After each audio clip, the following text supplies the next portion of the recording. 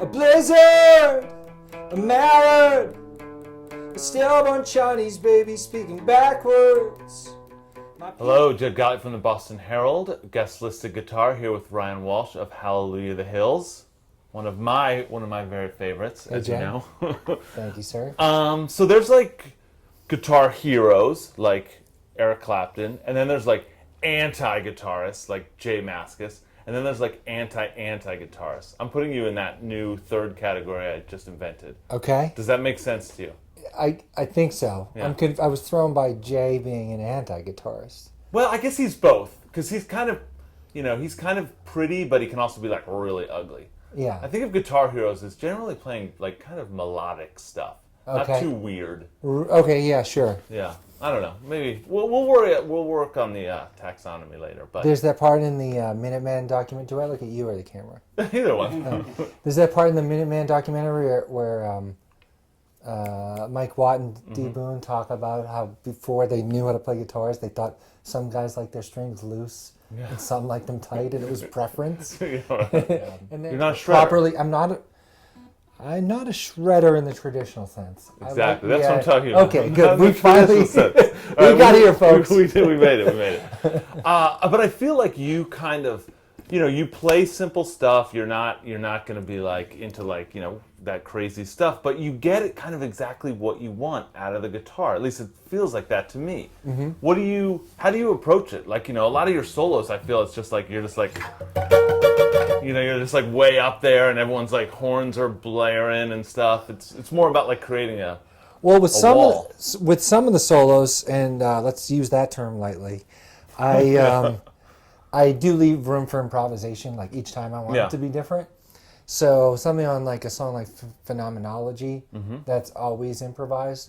But something like Classic Tapes, the solo that ends that song's very rehearsed, and it's the same every time. And it's a melodic lead. It's like a lead line. Yeah. What's your approach like to because my approach is like play like a crappy blues solo, and then maybe if I mess it up, it sounds kind of cooler because I added something different. But I can't. It's basically just that scale. I remember, I had an early guitar teacher who said you make a mistake once in a solo and it's a mistake, but you do it twice and then it's part of the solo. That's right. It's like it's purposeful. Yeah. That always stuck with me. Like I didn't have a lot of training or lessons. Yeah. I just wanted enough to be able to play some of the songs I was enjoying, and then just start to write my own. I mean, that's quickly what I got interested in.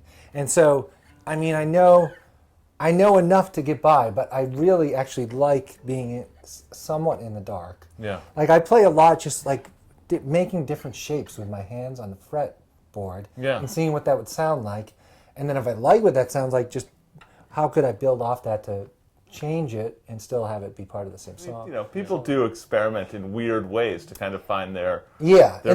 And there's been times when the band has had someone very classically trained in it, where I'll say, well, I'm playing this, and they'll say, oh, that's a D, and I'll say, well, that's a D. And that doesn't sound exactly what I just played, so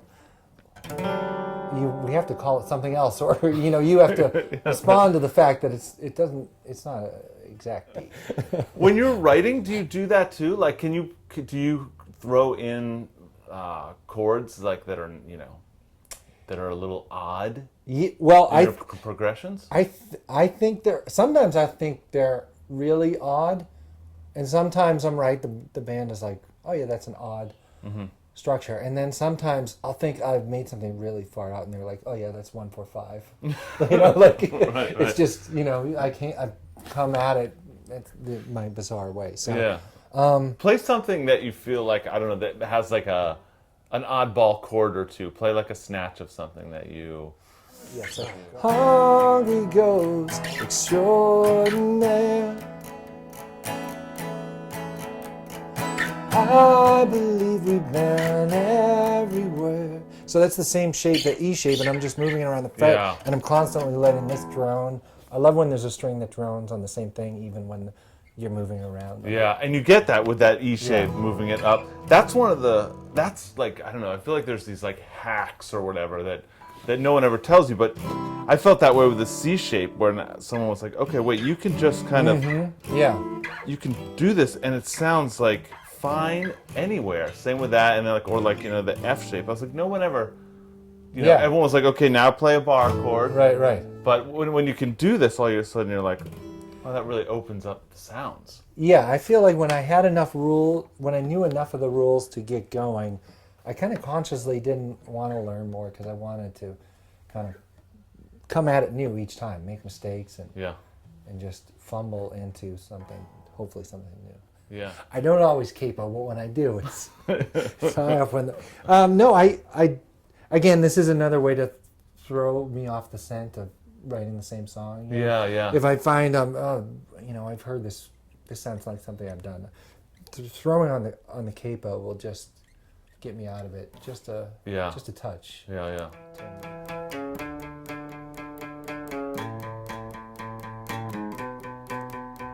A blizzard, a mallard, a stillborn Chinese baby speaking backwards. My peephole in the cabin, keep an eye on loggers preparing for battle. And textbooks crawl like they know where we're going, but it's just a guess they planted in the pages. And flags unfurl like they know how we're sewing a certain kind of stars into the fabric. Can't keep topping my count's bestsellers, pieced together in damp dark cellars, flipped up